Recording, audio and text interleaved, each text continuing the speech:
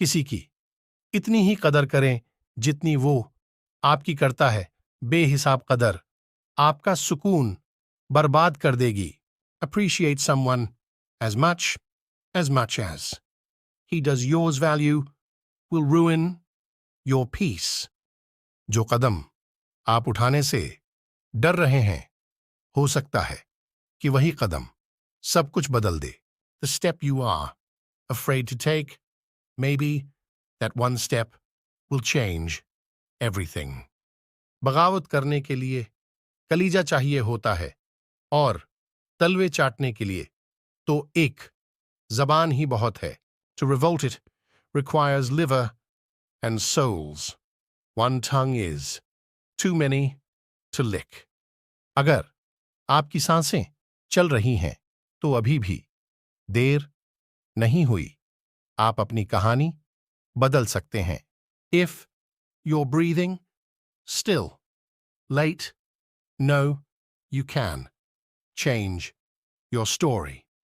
अगर जिंदगी के रास्ते में कांटे बोते जाओगे तो तुम्हारी अपनी आने वाली नस्लें इस रास्ते पर लहूलुहान हो जाएंगी।